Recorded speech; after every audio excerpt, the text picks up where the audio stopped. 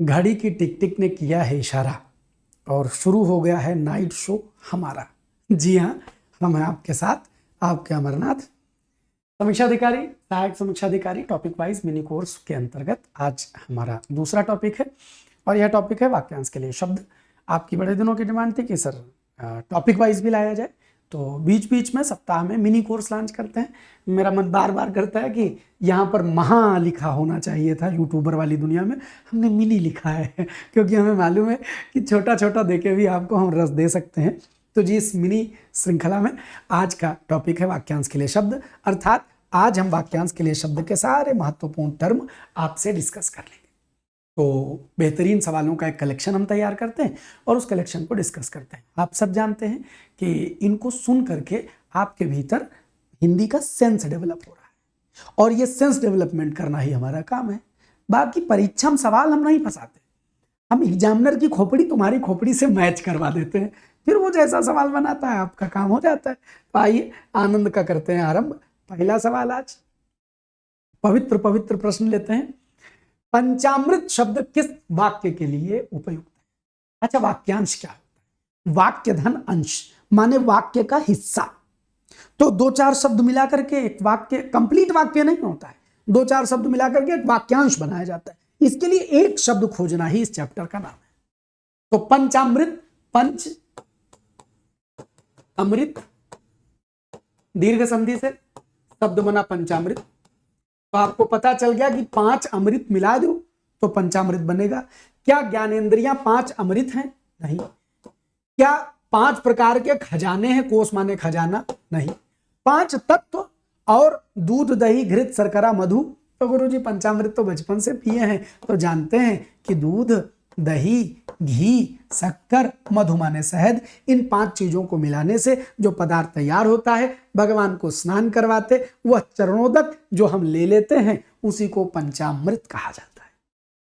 अब यहां कुछ 5 शब्द लिखे हैं तो 5 तत्सम तद्भव भी लगे, यहां देख लेते हैं। देखो, दूध तो तद्भव में लिखा है, यह दुग्ध शब्द से बना है, दुग्ध तत्सम है, दूध तद्भव है। दधि तत्सम है, दही तद्भव है। घृत तत्सम है, घी तद्भव है। शर्करा तत्सम है, शक्कर तद्भव है। और मधु क्या होता है? मधु का अर्थ है शहद, मधु का अर्थ है शहद। अब मधु तत्सम तद्भव बिरादरी में नहीं आता है, मधु का अर्थ है शहद। ठीक, तो सवाल एक, बातें अनेक, पंचामृत हो गया। आइए अगले सवाल पर बढ़ते हैं। दोपहर के बाद के समय के लिए एक शब्द चुनिए। पूर्वाह्न, मध्याह्न, अपराह्न। गुरुजी ये भी रटा हुआ है। गोधूली नहीं है, जब संध्या समय, या इसको समझा देते, पूरा लिखने कोई मतलब नहीं है। पूर्वाह्न माने एएम एंटे मेरेडियन, अपराह्न माने पीएम पोस्ट मेरेडियन, और मध्याह्न माने नून, ठीक दोपहरिया। उत्तर क्या है? दोपहर के बाद का समय, तो उत्तर तो सी हो जाएगा। बड़ी गजब व्याख्या इसकी होगी, लेकिन उसके पहले गोधूली की व्याख्या करते हैं। गोधूली अर्थ हुआ गाय की धूल। तो गाय की तो कोई धूल होगी नहीं। जब सूरज डूबने को होता है उस समय गायें वापस लौटती। जब पहले गांव में गायें चरने जाती थी, ढेर के ढेर सारी, तो उधर सूरज डूबने को होता था तो जंगलों से गायें चर चर के, आसपास के चरागाहों से गायें चर चर करके पूरे झुंड के झुंड लौटते थे। तो जब वो लौटते थे तो सड़क की पगडंडियों पर जो धूल होती थी, कच्ची धूल गाँव में होती थी, तो वो धूल उड़ने लगती थी। तो शाम के समय पूरे गांव चारों तरफ एक अजब सा धुंधलका धूल धूल जैसा छाया। वह वेला, वह समय होता है गोधूली, अर्थात सूर्यास्त के आसपास का समय। सूरज मतलब रात आई नहीं होती है और इधर सूरज डूब रहा होता है, वो जो क्षण है उसी को गोधूली वेला कहते हैं। जिस क्षण गायें लौटती हैं उसको गोधूली कहते हैं। अब ये अहन शब्द है, बड़ा गजब शब्द है।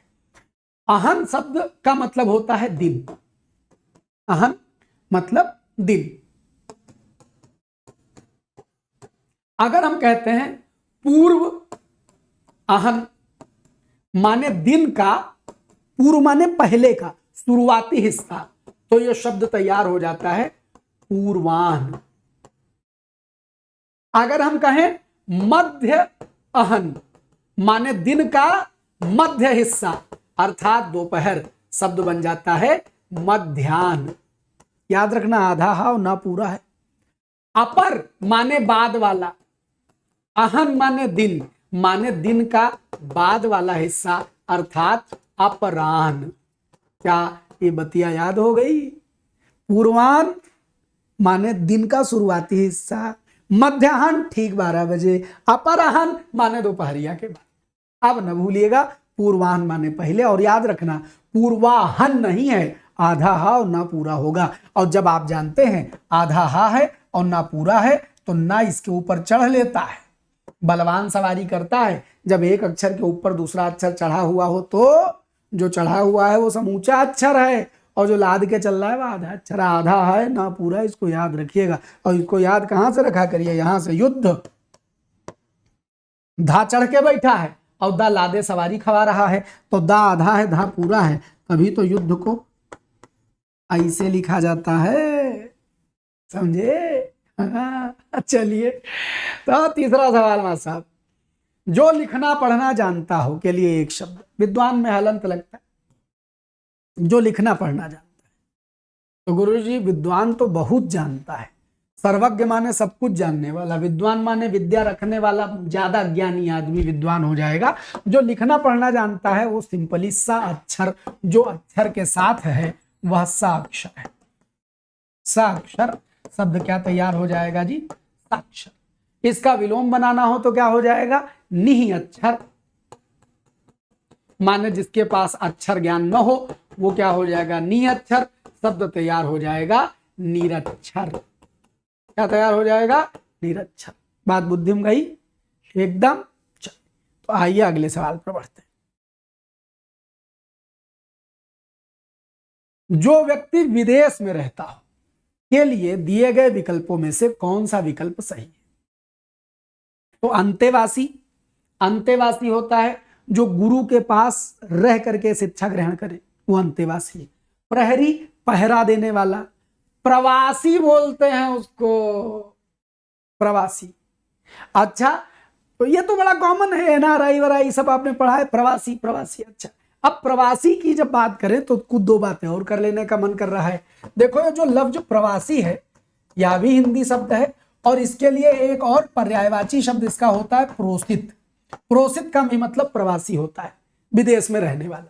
तो इस प्रवासी और प्रोसित को अगर याद रखो तो तुमसे कभी कोई पूछे कि बताओ प्रोसित पतिका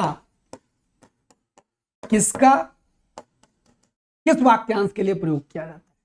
तो प्रोसित पतिका माने प्रवासी पति वाली, जिसका पति प्रवासी हो, अर्थात जिस स्त्री का पति परदेश में रहता, जिसका पति परदेश में रहता हो, प्रवास में हो, उसको क्या कहते हैं? प्रवासी कहते हैं, प्रोसित पतिका कहते हैं। कितना बढ़िया याद हो गया तरीका कि प्रवासी माने प्रोसित, प्रवासी माने विदेश में रहने वाला, प्रोसित माने विदेश में रहने वाला। तो प्रोसित पतिका माने जिसका पति परदेश में या विदेश में रहता हो। अगला सवाल, याद के सवाल यहां से बड़े आनंददायी हैं, खेल है इसमें। बहुत सी भाषाओं को जानने वाला, इसके लिए यदि आप कोई एक शब्द दे सकते हो तो क्या देंगे? बहुत सी भाषाओं को जानने वाला, बहुभाषिया, दुभाषिया, बहुभाषा भाषी, बहुभाषा। तो बहुभाषा भाषी मतलब बहुत सारी भाषाएं बोलने वाला, ये नहीं है। दुभाषिया, दुइये भाषा का सेंस निकल रहा है। बहुभाषिया कोई शब्द नहीं है, उचित क्या है? विद माने जानना, विद माने जानना, बहुभाषा माने बहुत सारी। तो बहुभाषाविद मतलब बहुत सारी भाषाओं को जानने वाला। अब ये विद माने जानने वाला, ये भी याद रखना। विद्वान, शिक्षाविद माने शिक्षा को जानने वाला। शिक्षाविद शब्द सुने हो? भाषाविद मतलब भाषा का विद्वान, शिक्षाविद मतलब शिक्षा का विद्वान। तो विद लगा हो तो का विद्वान वाला सेंस निकाल लेना। बहुभाषाविद माने बहुत सारी भाषाओं का विद्वान अर्थात भाषाएं जानने वाला। अगला सवाल, सारे सवाल भाषा से संबंधित, बताओ। तो इस शब्द में सोचने वाली बात है, क्या लिखा है? जो एक से अधिक भाषाएं जानता हो। तो एक से बहुत अधिक भाषाएं जानता हो, तो एक से अधिक माने बहुत जानता हूं। दुई नहीं लिखा है, बहुत जानता हूं, खाली लैंग्वेज का खेला है। अभी भी उत्तर गुरुजी बहुभाषा विधि होगा। अब तुम्हारी रटंत विद्या पानी मांगेगी कि नहीं मांगेगी? तुमने रट लिया बहुत सी भाषाओं को जानने वाला बहुभाषाविद, सेंस नहीं समझोगे तो गड़बड़ा जाएगा। और अगर सेंस समझ लिया, अच्छा बहुत सी भाषा को जानने वाला, तो और जो एक से अधिक भाषा जानने वाला, चाहे ये लैंग्वेज पूछ ले चाहे वो लैंग्वेज पूछ ले, तो क्या हिंदी रटने की चीज है? बताओ। नहीं नहीं गुरुजी हम तो वाक्यांश रट लेंगे, जो हमने 500 पीडीएफ रट डाली, रट डाली, नरक कर दिया, रट डाली। काहे रट डाली? रटने की चीज है। अरे ऐसी परीक्षा देने जा रहे हो जिसमें जो लिखा है उसका उत्तर भी 4 ठो लिखे, उसमें से एक है तो उत्तर होगा। सेंस डेवलप कर लो, सेंस, हिंदी का कॉमन सेंस। तो सवाल पढ़ोगे उत्तर लगा दोगे, ऐसे मान नरक रटी डारे गुरुजी, रटी डारे। अगला सवाल देखो, दो भिन्न भाषा भाषियों के बीच, जैसे मान लो हम हिंदी बोल लेते हैं और कोई तमिल बोल लेता, और कोई हिंदी और तमिल दोनों बोल लेता हो, तो यदि मैं हिंदी वाला किसी तमिल वाले से बात करूं तो कैसे बात कर पाऊंगा? भाई हम हिंदी में बोलेंगे तमिल बोलेंगे, मान लो हमारी नहीं समझ पा, तो बीच में कोई ऐसा आदमी क्या मुझसे हिंदी में बोले उसको तमिल में ट्रांसलेट करके बता दे, तमिल को सुन करके हिंदी में ट्रांसलेट करके बता दे, तो वो दो भाषाओं के बीच मध्यस्थ का काम करेगा। उसके लिए प्रचलित शब्द है दुभाषिया। याद रखना, द्विभाषी माने दो भाषा जानने वाला, दुभाषिया माने एक भाषा से दूसरे भाषा में कन्वर्ट करके मध्यस्थता करवाने वाला। अनुवादक तो अनुवाद करेगा और बहुभाषी बहुत सारी भाषाओं को जानेगा। बहुभाषी बहुत सारी भाषाओं को बहुत सारी भाषाएं बोलेगा। अच्छा, बड़ा गजब खेला है। एक होता है जानना, एक होता है बोलना। बहुत सारी भाषाएं बोले तो बहुभाषी, और बहुत सारी भाषाओं को जाने यानी विद्वान। जरूरी थोड़े ना है, जैसे मैं संस्कृत जानता हूं, मैं उर्दू थोड़ी बहुत जानता हूं, मैं अंग्रेजी जानता हूं, तो मैं इन 3 भाषाओं में मैं भाषाविद नहीं।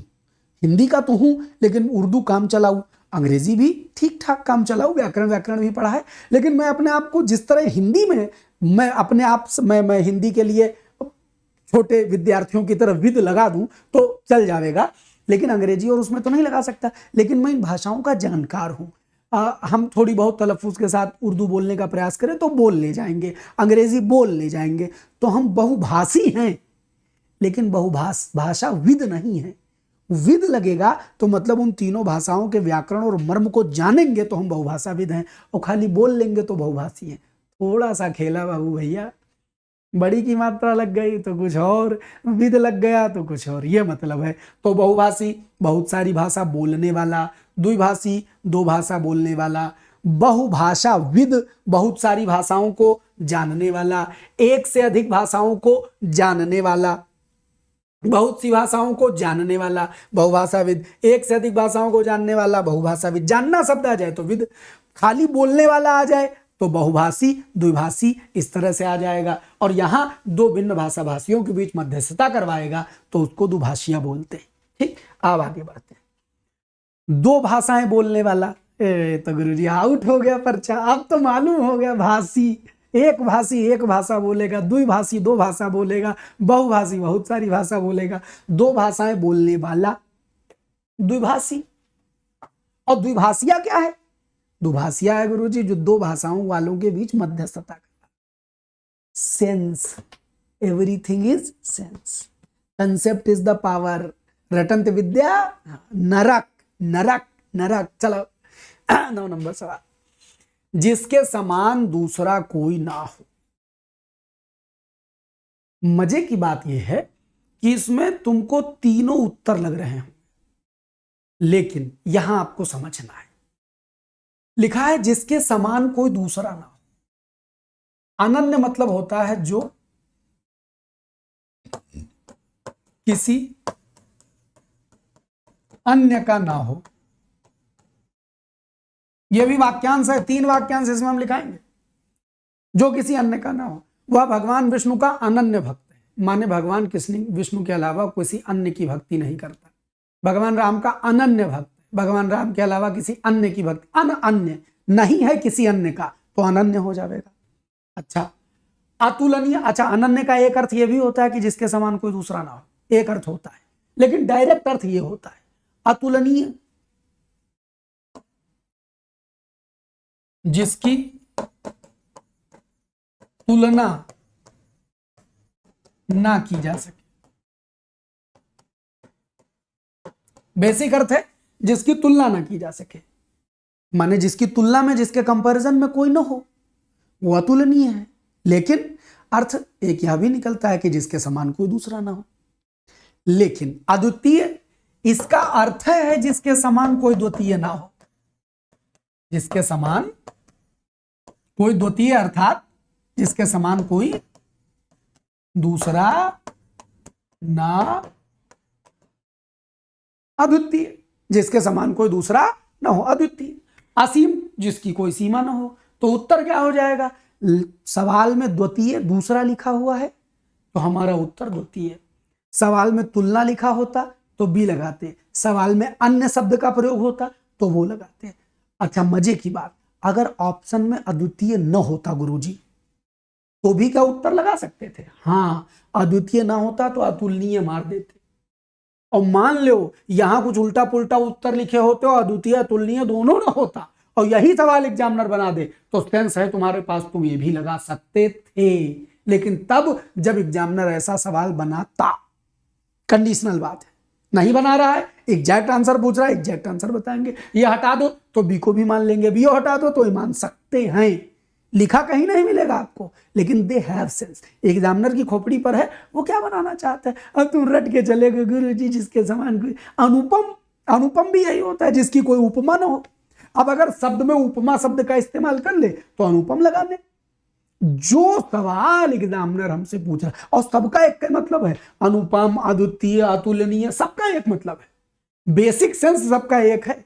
कंपैरिजन करने गए, उसके समान कोई दूसरा नहीं, कोई तुलना नहीं, कोई उपमा नहीं, सबका सेंस एक है। लेकिन जिस शब्द का भाषा में प्रयोग हो वो वाला उत्तर लगाना होता है।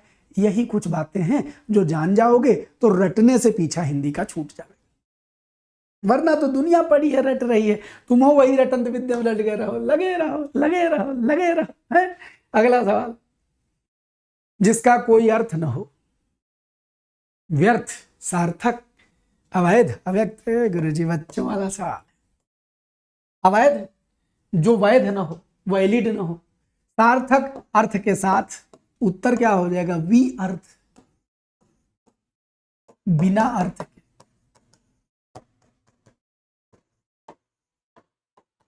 वी अर्थ, बिना अर्थ के, जिसका कोई अर्थ ना हो वो क्या हो जाएगा? वी अर्थ, बिना अर्थ के। आइए, जो किए गए उपकार को मानता हो। कुछ और गजब गजब, एक सीरीज मतलब 2-3 शब्द एक जैसे रखे हैं ताकि आप कंफ्यूजन खत्म करें अपना। जो किए गए उपकार को मानता हो, तो उपकार किसी के ऊपर किया आपने तो किसी के साथ कुछ करना, माने कृत माने किया हुआ, कृत माने किया हुआ।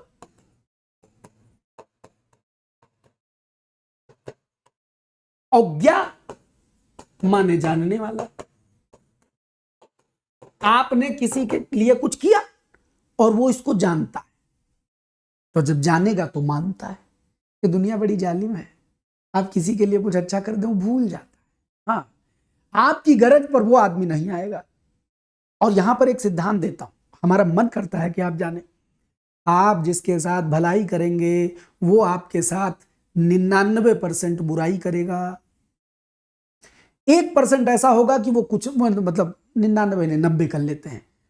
आप जिसके साथ भलाई करेंगे 90% वो आपके साथ बुराई करेगा, 9% वो आपके लिए कुछ नहीं करेगा, 1% ही ऐसे मिलेंगे कि आप जिसके साथ भला करें वो पलट के आपके साथ भलाई करे। तो गुरुजी इसका मतलब भलाई ना करे? नहीं बच्चा, खूब भलाई करे। एक सिद्धांत देता हूं, हमारे गुरु ने हमको दिया, हम तुमको देते हैं। इस दुनिया में ये पूरी दुनिया जो है वो भगवान का खेत है। ऐसे मान लो भगवान का खेत है। एक किसान 1 किलो गेहूं ले जाए, गेहूं का बीज 10-20 किलो गेहूं का बीज लाता है और वो गेहूं का बीज बो देता है। तो जब वो बोता है तो 10-20 किलो गेहूं जमीन में जाता है, सड़ के खत्म हो जाता है। उसका बढ़िया वो रोटी बना लेता, आटा बना लेता, खा लेता, नहीं नहीं नहीं नहीं, नहीं। वो डाल देता है जमीन में, जमीन उसको ले लेती है और उसके सामने वो गेहूं सड़ के खत्म हो जाता है। फिर उससे पौधा बनता है। 6 महीने का धैर्य रखता है किसान और वो गेहूं जमीन को दे देता है, खेत को दे देता है, धरती माता को सौंप देता है और बिना डरे सौंप देता है। तो धरती उस 20 किलो का उसको मनो अनाज देती है, इतना गेहूं कि उसका घर भर जाता है। बच्चा, भगवान के खेत में भलाई बोई जाती है। जब तुम किसी के साथ भला करोगे, जब तुम किसी के साथ अच्छा करोगे और अगर उसके बदले उसने आपके साथ अच्छा कर दिया तो तुमने 1 किलो गेहूं का 1 किलो आटा पा लिया। अच्छा है कि तुम जिसके साथ भला करो वो तुम्हारे साथ बुराई करे। जब वो बुराई करेगा तो समझना तुमने जो भलाई दी वो भगवान के खेत में बो गई और उसने तुम्हारे साथ बुराई करके उसको सड़ा दिया, खत्म कर दिया। अब वो तुम्हारी जो भलाई है, वो जो तुम्हारा 1 किलो गेहूं है, वो जो तुम्हारा पुण्य है, वो भगवान के खाते में जमा हो जाएगा। और मैं हृदय पर हाथ रख के कहता हूं, अगर तुमने किसी से भलाई की है तो जब तुम्हारी जरूरत होगी कभी, वो भले काम ना आवे, लेकिन इतनी तरफ से लोग तुम्हारी सहायता करने वाले, भलाई करने वाले बरसेंगे कि तुमको भरोसा नहीं होगा। वो नहीं आएंगे, वो आएंगे तो 1 किलो गेहूं का 1 किलो आटा दे जाएंगे, लेकिन भगवान देखता है और देता है, जरूर देता है। लोग जो कहते हैं नहीं नहीं नहीं भलाई कुछ नहीं होता है, आप कभी भला करके तो देखिए। जब आप असल में जरूरत में होंगे, जब आप असल में परेशान होंगे तो चारों तरफ से तुमको कोई सहायक मिल जाएगा। तुम किसी का कुछ नहीं किए होगे, वो तुम्हारा भला करने आ जाएगा, क्योंकि भगवान के खेत में तुमने बोया है बच्चा। इसलिए कभी मत कहना भलाई करने से बुराई हो जाए तो टेंशन आ जाए। टेंशन ना आ जाए, जब तुम किसी से भला करो वो बदले में बुरा कर दे तो खुश हो जाओ, भगवान के खेत में जमा कर दिया, अब जब मिलेगा तो बरसेगा। इसलिए याद रखना, कृत माने किया हुआ, ज्ञा माने जानने वाला। तो कृतज्ञ वो है जो तुम्हारे किए हुए को जानता है। और इसीलिए तुमसे कहता हूं, अगर किसी ने तुमसे भला कर दिया तो उसका भला करने का उद्योग तुम ढूंढते रहना। अगर तुम्हारे साथ किसी ने परमार्थ पूर्ण कर दिया है, तुम्हारा भला कर दिया है, तो उसकी भलाई तुम कर देना, ताकि उसका तुम्हारे यहाँ बैंक में जमा ना हो। तुम उसका भला कर दोगे, मारे नारे कर दोगे, तो कोई तुम्हारा भला करे, मौका खोजते रहो कि इसका हम भला कैसे कर सके। ठीक, हाँ, वरना वो तो तुम्हारे ऊपर लदेगा, वो कहीं और से निकाल लेगा, तुम झेलोगे बाद में। तो इसलिए हमेशा जब कोई तुम्हारे लिए कुछ भला काम करे तो कृत माने किया हुआ, ज्ञा माने जानने वाला, कृतज्ञ माने किए हुए को जानने वाला। और ये दुनिया कृतज्ञों की नहीं है, ये दुनिया बावरों की है, मूर्खों की है, पापियों की है, लोभियों की है। वो लोग कृत माने तुम्हारे किए हुए को, अघ्न माने मार देते हैं, कृतघ्न माने किए हुए को मारने वाला, एहसान परामोश कहते हैं इनको। और कृतज्ञ यानी एहसान को मानने वाला एहसान मंद होता है। एहसान अहसान उर्दू का सीन है, अहसान लिख दीजिए, एहसान लिख दीजिए, एहसान मंद। एहसान को मानने वाला कृतज्ञ है, एहसान को ना मानने वाला कृतज्ञ है। प्रश्न क्या है? जो किए गए उपकार को मानता हो उसको क्या बोलेंगे? उसको गुरुजी कृतज्ञ बोलेंगे। कृतकार्य कोई मतलब नहीं, अज्ञ माने ना जानने वाला और कृतघ्न माने किए हुए को मार देने वाला। वही अगला सवाल हमने दे दिया कि जो किए गए उपकार को नहीं मानता है, जो किए गए उपकार को नहीं मानता है उसको कृतघ्न कह देते हैं। अब शायद कभी जीवन में भूलेंगे आप। उपकृत माने उपकार किया हुआ, जिसके ऊपर आपने उपकार किया वो उपकृत। कृतज्ञ किए हुए को जानने वाला, एहसानमंद एहसान मानने वाला। उपकार को भूल जाने वाला कृतज्ञ हो जाता है। परोपकारी जो दूसरों का उपकार करता है उसको परोपकारी कहते हैं। अगले सवाल पर बढ़े। कष्ट से साधा हुआ, कैसे साधा हुआ? कष्ट से साधा हुआ। वाक्यांश के लिए एक शब्द क्या होगा? क्रियमाण, संचित, कृपण, कृच्छ। ये तो टेढ़ा है? ये तो सरल नहीं है। क्या है? कष्ट से साधा हुआ, क्रियमाण, संचित, कृपण, कृच्छ क्या होगा? तो देखो बच्चा, क्रियमाण हमारे कर्म जो हम करते हैं उनको कहा जाता है। संचित जो कर्म हमने कर लिए और वो इकट्ठा हो गए हमारे, उनको संचित कर्म कहा जाता है।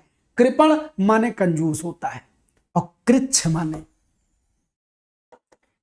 कष्ट साध्य होता है। जो बहुत कठिन तप करते हैं उनको कृच्छ तप कहा जाता है। जो लोग साहित्य पढ़े हैं और असाध्य वीणा अज्ञे की पढ़ी है तो उसमें आता है कि वज्र कीर्ति का जो कृच्छ तप है वो व्यर्थ नहीं जाएगा। तो कृच्छ तप माने बहुत कठिन तप, कष्ट से साधा हुआ तप, दुख पा करके कोई चीज जब आप पाए तो वह कृच्छ होता है। तो कृच्छ का सामान्यतः तप या तपस्या आदि के लिए शब्द प्रयोग किया जाता है एडजेक्टिव के तौर पर। तो कृच्छ माने होता है कष्ट से साधा हुआ, कष्ट से पाया हुआ। तो कष्ट से साधा हुआ शब्द कष्ट साध्य का समानार्थी समझ लीजिए कृच्छ, कठिन, मुश्किल, कृच्छ। ठीक है, आगे अच्छे कुल में जन्म लेने वाला के लिए एक शब्द क्या होगा? राजपुत्र तो राजा का बेटा होगा, वैसा कुल वाला तो कुलीन, खानदान वाला खानदानी, कुलीन। पूजनीय, अब देखो कैसे वाक्यांश बनते हैं। पूजा के योग्य तो पूजनीय। अच्छा आओ आओ एक वाक्यांश की पूरी श्रृंखला देते हैं। अनीय जब लगा हो अंत में, अनीयर प्रत्यय होता है संस्कृत में, हिंदी में अनीय के तौर पर जुड़ जाता है। तो अनीय माने हो जाता है के योग्य। लिखा हो पूजनीय, पूजा के योग्य। दर्शनीय, दर्शन के योग्य। और पूजनीय, दर्शनीय, करणीय, करने योग्य। प्रशंसनीय, प्रशंसा के योग्य। वंदनीय, वंदना के योग्य। तो बच्चा अनीयर जब लग जाए तो खट्ट से समझ जाना के योग्य का भाव बन रहा है। पूजनीय, दर्शनीय, करणीय, प्रशंसनीय, वंदनीय, सम्माननीय, सम्मान के योग्य। सम्माननीय, सम्मानीय नहीं होता है, सम्माननीय। सम्मान में अनियर प्रत्यय जोड़ोगे तो सम्मानीय लिख दोगे, सम्माननीय। खाली लिखना हो माननीय, मानने योग्य, माननीय, मानने योग्य कहते हैं माननीय। तो माननीय का मतलब ये मानने योग्य, वैल्यूएबल आदमी है तो माननीय, मानने योग्य हो जाए, जिनको माना जाए, जिनको वैल्यू दी जाए। ठीक, तो देखो तो अनियर समझ गए। द्विज माने जो दो बार जन्म ले, अनेकार्थी शब्द है द्विज। ये भी वाक्यांश में पूछा जाता है, तनिक व्याख्या कर देते हैं, कुछ अनेकार्थी भी आपको याद हो जाएंगे, पर्यायवाची। द्विज वाक्यांश में जब पूछा जाएगा तो जो दो बार जन्म लेता है या दो बार जन्म लेने वाला, उसको बोलते हैं द्विज। ठीक, अच्छा, दो बार जन्म लेने वाला क्या हो गया? द्विज हो गया। अब समझिएगा, अगर हम आपसे कहें तो अब ये तो हो गया वाक्यांश। अब अगर हम आपसे पर्यायवाची और अनेकार्थी बनवावें तो जो जो दो बार जन्म ले उन सबको द्विज का अनेकार्थी माना जाता है। जो जो दो बार जन्म ले। गुरुजी कौन दो बार जन्म लेता है? ये जो तुम्हारे दांत हैं, एक बार दूध के दांत फिर टूट जाते हैं, फिर दोबारा नए पक्के दांत आते हैं, तो दांत दुई बार जन्म लेते हैं, तो दांत द्विज। पक्षी एक बार अंडा जन्मता है, फिर अंडा फूट के पक्षी निकलता है, पक्षी दो बार में जन्म लेता है, इसलिए पक्षी द्विज हो गया। और गुरुजी चंद्रमा, चंद्रमा की दो जन्म की कथाएं हैं। एक तो धरती टूट करके अलग हुआ होगा और दूसरे वो जब समुद्र मंथन हुआ तो समुद्र की मंथन की कथा से भी चंद्रमा निकलता है। तो दो बार जन्म लिया चंद्रमा, सो चंद्रमा द्विज हो गया। और ब्राह्मण, गुरुजी ये दुई बार कैसे जन्म ले लिहिन? दो बार जन्म हुआ, एक बार माता पिता के गर्भ से जन्म होता है तो जन्मना जायते शूद्र, जन्म से हर कोई शूद्र ही होता है। फिर संस्कारा द्विज उच्चते, संस्कार के द्वारा वो द्विज बनता है। जाओ ब्रह्म हो गया, बड़ा सुंदर श्लोक है। ये सब श्लोक कोई तुमको सुने भी नहीं करेगा, संस्कृत में लिखा हुआ है, लेकिन तो वितंडा नहीं चलेगा, प्रोपेगेंडा नहीं चलेगा, सही बात सामने आ जाएगी। कुछ लोग अपनी दुकान सजाए हैं, फेवर में, कुछ लोग अपनी दुकान सजाए हैं अपोजिट में, आदमी को आदमी से लड़वा दें, मरवा कटवा खत्म करवा दें, बस हमको वोट मिले, हमको रुपया मिले, हमारी गाड़ी चलती रहे, हमारा भौकाल बना रहे, इसी चक्कर में सब दुनिया लगी है, छोटे छोटे टुकड़ों में बांटने में लगे हैं लोग। लिखा हुआ है जन्मना जायते शूद्रा, जन्म से हर कोई शूद्र पैदा होता है, संस्कारा द्विज उच्चते, संस्कार के द्वारा उसको द्विज बनना होता है, और वह वेद पाठी भवेत विप्रः, जो वेद को पढ़ लेता है उसको विप्र कहते हैं, ब्रह्म जानेति ब्राह्मणा, जब ब्रह्म को जानोगे तभी ब्राह्मण होगे, वरना सब कोई एक रूप में आते हैं, एक रूप में आते हैं, और सबको यह अधिकार है कि वो ब्राह्मणत्व का अर्जन करें। हर व्यक्ति का एक अंतिम उद्देश्य है। महात्मा बुद्ध कहते हैं न जटा ही न गोत्रे न ही जच्चा होती ब्राह्मणों, न जटा से न गोत्र से न जन्म से ब्राह्मण नहीं होता, यम संचंची, वो ब्राह्मण वग्ग है, दीर्घ निकाय में लिखा हुआ है। हाँ, एक बार हमने बताया विधायक श्लोक में, महात्मा बुद्ध की कथा पढ़ाई थी, उसमें भी बताया था। तो महात्मा बुद्ध कहते थे भिक्षुओं से भिक्षु ब्राह्मण बनो। कैसे ब्राह्मण बनो? जो सत्य अहिंसा को जानने वाले, जिसके भीतर सत्य है, जिसके भीतर अहिंसा है, जो शुचि माने पवित्र है, वही ब्राह्मण है। दीर्घ निकाय पढ़िए, बुद्ध के नाम पर तमाम किताबें लोगों ने लिखी, लेकिन बुद्ध ने जो कहा वो कौन पढ़ता पढ़ाता है? हम कहते हैं जाइए पढ़िए, दीर्घ निकाय उठाइए और उसको पढ़ डालिए, आपको ब्राह्मण वर्ग मिलेगा। ब्राह्मण वर्ग में लिखा हुआ है, बुद्ध कहते हैं जन्म वनम से नहीं होता, ऐसे होता है, ऐसे होता है। तो आप समझिए कि ब्राह्मण का जब वो जन्म लिया तो सब साधारण ब्राह्मण को द्विजन्मा होना पड़ेगा। कैसे द्विजन्मा होगा? जिस दिन वह यज्ञोपवीत धारण करेगा तो कंधे पर जिम्मेदारी धारण करेगा, आज से हम समाज के हुए, अपने लिए नहीं जिएंगे, समाज के लिए जिएंगे। बुद्धि मतलब ये क्या, लेकिन वो हुआ क्या? हुआ तो बहुत कुछ, चले जाएंगे तो लंबी बात चली जाएगी, लेकिन ये समझ लीजिए समाज के लिए जिएंगे। अपने लिए जीना, अगले दिन का पैसा, अगले दिन की भिक्षा तक रखने का अधिकार नहीं था कि अगले दिन क्या खाएंगे, यह भी आप बटोर, इतना संग्रह, मत संग्रह से दूर, सत्य अहिंसा आस्तेय परिग्रह, ये सब शामिल है। ये सब विशेष विशेष होकर के अलग अलग जगह चले गए। अपरिग्रह मतलब अगले दिन के भोजन की भी चिंता नहीं करेंगे, भगवान जिसने चिड़िया कौवा बिलार को भोजन दिया है वो हमको भी देगा, इस भाव से समाज का हो जाना पड़ता था। हर आदमी ब्राह्मणत्व का अर्जन नहीं कर पाता था, तो इसलिए उस दिन जब यह निर्धारण किया गया कि आज से हम ब्राह्मणत्व का अर्जन करेंगे, सब ब्राह्मण हो गए। क्षत्रिय वैश्य को भी द्विज कहा जाता है, और जब तक ब्राह्मणत्व, क्षत्रियत्व और वैश्यत्व अर्जित ना किया जाए तब तक आप इस जिम्मेदारी में नहीं आते, तब तक सब हैं गुरुकुल में। जब तक समावर्तन संस्कार नहीं होगा तब तक सब एक समान है। समावर्तन संस्कार के बाद ये डिग्रियां मिलती थी व्यक्ति की योग्यता के अनुसार। वेदों में लिखा हुआ है मेरी माता शूद्रा है, मेरा पिता ब्राह्मण है, मैं ब्राह्मण हूं, मेरी माता शूद्रा है, मेरा पिता वैश्य है। एक घर में तीन कैसे? कर्म के आधार पर व्यवस्था थी। जिनका फायदा था उन्होंने वर्ग लाया, जिनका बहुत नुकसान हुआ उन्होंने इसका विरोध किया, अब दोनों लड़ रहे हैं। असली बात तो आज भी गायब है। तो समझिए, दांत, पक्षी, चंद्रमा, द्विज, ये सब कौन? द्विज। जो 2 बार जन्म लेता है उसको द्विज कहा जाता है, जो 2 बार जन्म लेता है उसको द्विज कहा जाता है। ये 4 याद कर लेना, वर्तनी शुद्धि में आवेगा, सॉरी अनेकार्थी में या पर्यायवाची में। दांत की पर्यायवाची में द्विज आएगा, पक्षी की पर्यायवाची में द्विज आएगा, चंद्रमा की पर्यायवाची में द्विज आएगा, ब्राह्मण क्षत्रिय वैश्य की पर्यायवाची में द्विज आएगा, और ये सारे द्विज के अनेकार्थी। यहां तक बात समझ गए? वाक्यांश में आवे द्विज माने 2 बार जन्म लेने वाला। अब आगे बढ़ते हैं। जो अच्छे कुल में जन्म लेने वाला कुलीन हो जाएगा। द्विज आप समझ गए, राजपुत्र माने राजा का बेटा। अगला सवाल देखें, जो मृत्यु को जीत ले, मरणासन्न, मरण के एकदम नजदीक, विजयी, जो अमर, जो कभी मरे नहीं, मृत्युंजय, मृत्यु को जीतने वाले को मृत्युंजय कहा जाता है। मृत्यु को जीतने वाला मृत्युंजय, मृत्युंजय हो जाएगा। ठीक, अगला सवाल, अनुग्रहित शब्द के लिए एक वाक्य चुनिए जो अनुग्रह के योग्य हो, जो अनुग्रह से युक्त हो, जो झूठा न हो, जो किए गए उपकार को न मानता हो। तो जो किए गए उपकार को न मानता हो वो तो कृतघ्न हो जाएगा। जो झूठा ना हो के लिए कोई शब्द, झूठे के लिए जुष्ट चलता है, लेकिन ना हो के लिए कोई शब्द नहीं, ऐसा प्रचलित नहीं है, में भी कोई हो सकता है, बनाया जा सकता हो। जो अनुग्रह से युक्त हो और जो अनुग्रह के योग्य। वैसे तो शब्द एग्जैक्ट अर्थ दूसरा दे रहा है, लेकिन अब इन्हीं दोनों ऑप्शन में चुनना पड़ेगा। तो क्या लगाया जाए? सोचने योग्य सवाल है।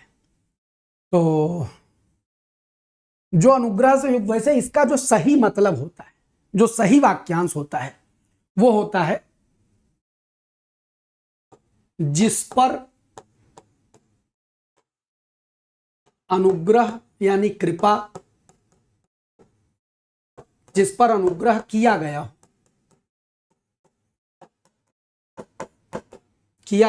यह है इसका सही वाक्यांश।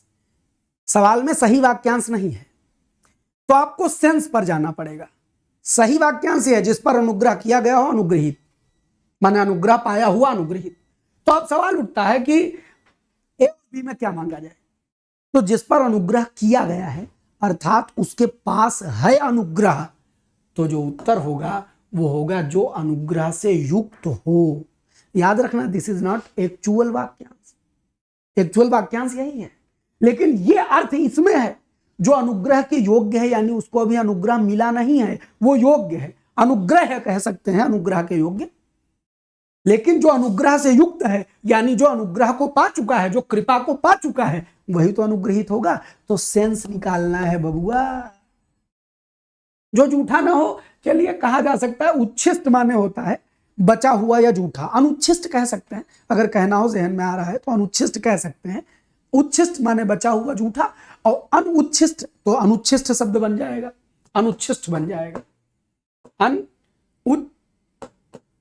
उच्छिष्ट, उत्शिष्ट, उच्छिष्ट, उच्छिष्ट तो शिष्ट, अनुच्छिष्ट ये शब्द बन जाएगा, अनुच्छिष्ट शब्द बन जाएगा। उच्छिष्ट माने देखो संधि है, शब्द याद कहां से आता है, संधि से याद आता है। उत्शिष्ट से शब्द बनता है उच्छिष्ट, हाँ तो अनुच्छिष्ट ये हो सकता है जो झूठा ना हो। याद कर लीजिए, बढ़िया सवाल है। उच्छिष्ट माने झूठा या बचा हुआ को उच्छिष्ट कहा जाता है। तो जो अनुग्रह से युक्त हो यही एक सेंस दे रहा है, बाकी कोई सेंस नहीं दे रहा है। ये तो काट देंगे क्योंकि वो अनुग्रह के योग्य है, अभी अनुग्रह पाया हुआ नहीं है। तो रटा हुआ फेल हो जाएगा, पेपर में सवाल गलत हो जाएगा अगर सेंस नहीं होगा। इसीलिए बार बार कहता हूं, ये 50 मिनट में 500 सवाल वालों से बचिए। ये क्वेश्चन फंसाते हैं, बताते हैं देखो 500 सवाल पढ़ा दे, उसमें से 2-4 तो फंसे जाएगा, 5 सवाल 10 सवाल तो वाक्यांश का आएगा, 500 में से तो 10 फंसे जाएगा। सवाल फंसाना is not the game, the game सवाल समझना। लैंग्वेज बदल दे एग्जामिनर तो भी चूके नहीं, ये है हिंदी। ठीक, आओ जी आगे बढ़ते हैं। अनिर्णित के लिए एक वाक्य बताइए। अनिर्णित तो अनिर्णित जिसका निर्णय हो सकता है, जिसका निर्णय ना हुआ हो, निर्णय के रूप में होने वाला, जिसका निर्देश ना हो सके। अनिर्णित, इत माने हुआ, तो जिसका निर्णय ना हुआ हो। निर्णित माने जिसका निर्णय हो चुका हो, जिसका निर्णय हो सकता है का मतलब है। अच्छा देखो, इत या ईत का जब भाव लगता है तो किया हुआ, कृत किया हुआ, पठित पढ़ा हुआ, कथित कहा हुआ, गृहीत ग्रहण किया हुआ, अनुग्रहित कृपा पाया हुआ, अनुग्रह पाया हुआ। तो निर्णित निर्णय किया हुआ, अनिर्णित निर्णय ना किया हुआ, खत्म। सब फर्जी बका रहे हैं। हाँ, ये बका देंगे तो बक जाएंगे, हम नहीं बकेंगे। जाओ अगला सवाल, जिसका निवारण ना हो सके। ये बहुत कठिन आता है गुरुजी सवाल। अनिर्णित जिसका निर्णय न हो सके। अविकल जो लगातार चले, लगातार अविकल, गंगा अविकल बहती है, लगातार बहती है। अनिर्धार्य जिसका निर्धारण यानी डिटर्मिनेशन, जिसका निर्धारण ना किया जा सके, which cannot be determined, which cannot be determined is अनिर्धार्य।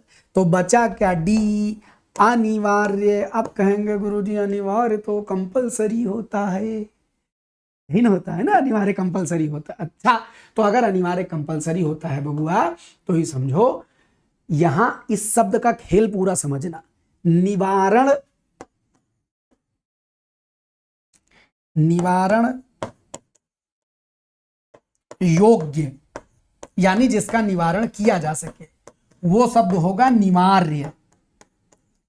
निवार्य माने निवारण योग्य, हटाने योग्य। निवारण कर देना माने हटा देना। निवार्य निवारण योग्य। इसके आगे आ लगा दिया तो ना निवारण, अर्थात जिसका निवारण ना हो सके। तो गुरुजी इसका कंपलसरी अर्थ कैसे लेने लगे? तो परीक्षा में 5 सवाल आए, 7 सवाल आए और लिखा है 5 प्रश्न अनिवार्य है। इसका मतलब 5 प्रश्न हटा नहीं सकते हो, 5 तो करने ही पड़ेंगे। यहीं से कंपलसरी पैदा हो गया। प्रथम प्रश्न अनिवार्य है, यानी पहले को हटाया नहीं जा सकता, बाकी कोई ऑप्शनल है, वैकल्पिक है। अनिवार्य का विलोम वैकल्पिक होता है, अनिवार्य है, इनका निवारण नहीं हो सकता, ये तो करना ही पड़ेगा, बाकी आप करें ना करें। तो अनिवार्य यहां से कंपलसरी बन गया, लेकिन अर्थ उसका यही होता है जिसका निवारण ना किया जा सके। आओ जी अगले सवाल। जो अवश्य होने वाला है, नहीं सरल सवाल, निश्चित नहीं, अवश्यम भावी, अवश्य होने वाला, अवश्यम भावी, भावी माने भविष्य में होने वाला, अवश्य अवश्य ही होने वाला, अवश्यम भावी, अवश्यम भावी। अगला सवाल। अच्छा आप समझिए, ये शब्द भी बड़ा जबर है। भव माने होना होता है, भव अनेकार्थी शब्द है। भव माने होना, भव माने संसार के बंधन,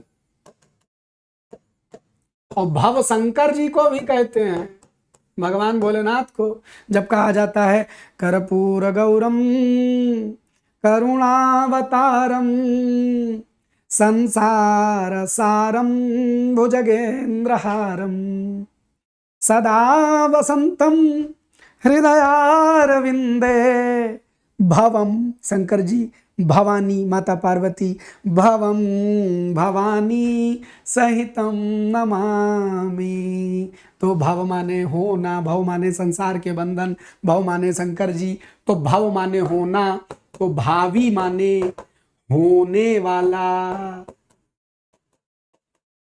यहीं से शब्द बना समभव, समान रूप से जो हो सके, यानी पॉसिबल। भव माने होना, इन सब शब्दों के मूल में ये भव है। यहाँ संभव में भव है, भावी में भव है, खाली भव में भव है, तो भावी होने वाला। तो अवश्यम भावी माने अवश्य ही होने वाला। रूट यही है, जड़, समझ लीजिए, मजा आ जाए। अगला सवाल। चलो भाई, आपको फोटो लेना हो तो ले, स्क्रीनशॉट। चिन्हित शब्द के लिए उपयुक्त वाक्य बताइए। चिन्हित, तो जिस पर चिन्ह ना लगाया हो। अब इत माने किया हुआ, चिन्हित माने चिन्ह किया हुआ, यह अर्थ जहां निकले वही पकड़ लो। उचित है हड़ा, जीवित हड़ा, जिस पर चिन्ह किया गया हो, अर्थात जिस पर चिन्ह लगाया गया हो। आंसर इत समझ में आ गया। लिखा हो कहा हुआ कथित, पढ़ा हुआ पठित, वंदना किया हुआ वंदित, किया हुआ कृत, गठा हुआ गठित। मजा आ गया। चिन्ह लगाया हुआ चिन्हित, हाँ तो चिन्ह लगाया हुआ चिन्हित, जिस पर चिन्ह लगाया गया हो वो क्या हो जाएगा? चिन्हित हो जाएगा। बात बुद्धि में गई? तो आपको समझ में आ रहा है कि मास्टर क्वेश्चन आंसर रटा रहा है कि समझा रहा है? मास्टर समझा रहा है। किस लिए समझा रहा है? कि पेपर में एग्जामिनर जो है जितनी खोपड़ी लगा करके सवाल बनावे, लेकिन तुम ठप्पा मार के सही करके आओ, इसके लिए मास्टर समझा रहा है, इसके लिए ही समझा रहा है। आइए, टॉप 20 सवाल कंप्लीट होते हैं। जाते जाते एक छोटी सी बात आपको बता देना चाहता हूँ, वो ये है कि ये हमारा चैनल है, वो हमारा चैनल हिंदी भास्कर है, और गूगल प्ले स्टोर पर हमारा ऐप है हिंदी भास्कर बाई अमरनाथ। किसी के मन में आवे कि गुरुजी डिटेल से आपसे पढ़ना है, पूरी थ्योरी आपसे पढ़नी है, तो हमने आर का एक कोर्स ऐप पर बनाया हुआ है, और वो जो कोर्स है वो भैया 56 घंटे का पूरा कोर्स है कंप्लीट। इसमें आर के 7 टॉपिक की बहुत डिटेल से व्याख्या की गई, इतनी कि एक बार पढ़ लो तो जैसे फैक्ट्री में जाके कोई चीज़ एकदम आप असेंबल करवा लाओ, ऐसे हिंदी तुम्हारे अंदर इन 7 टॉपिक की असेंबल हो जाएगी। फिर एग्जामिनर की हिम्मत, वो बनावे सवाल बनावे करे, कोई फर्क नहीं पड़ता है। ये पढ़ लो, सचिवालय बैच है इसका नाम है। और अगर आपका मग्न अभी है कि गुरुजी हमको निबंध और पत्र लेखन आदि अभी सीख लेना है, तो मेंस का बैच भी हमने बना रखा है, आप मेंस बैच भी पढ़ सकते हैं। ऐसे ही जो पीसीएस देने वाले हैं, जीएस खूब अच्छे से तैयार कर लिए, सीसैट में डर लग रहा है, सीसैट का डर खत्म हो जाएगा। ये मास्टर हिंदी पढ़ाते हैं और ये हमारे ऐप पर गुरुजी ये रीजनिंग पढ़ाते हैं। इनका नाम डीसी मिश्रा है, जबरदस्त रीजनिंग के अध्यापक हैं। 20 से 25 सवाल हिंदी के आते हैं, 20 से 25 सवाल रीजनिंग के आते हैं। दोनों को मिला दो तो 40 से 50 सवाल हिंदी और रीजनिंग के आएंगे। और इन 40 अगर 50 आ गए तो 33 तो इन्हीं में से फासला हो गए। और उसके अलावा जब ये वाला बैच पढ़ाएंगे तो यहाँ पर भी और यूट्यूब पर भी हम आपको सीसैट भी का वो कम्युनिकेशन पढ़ा देंगे, तो आप सीसैट से निश्चिंत हो जाएंगे, डर खत्म हो जाएगा। और बाकी जीएस की टेस्ट सीरीज चल रही है।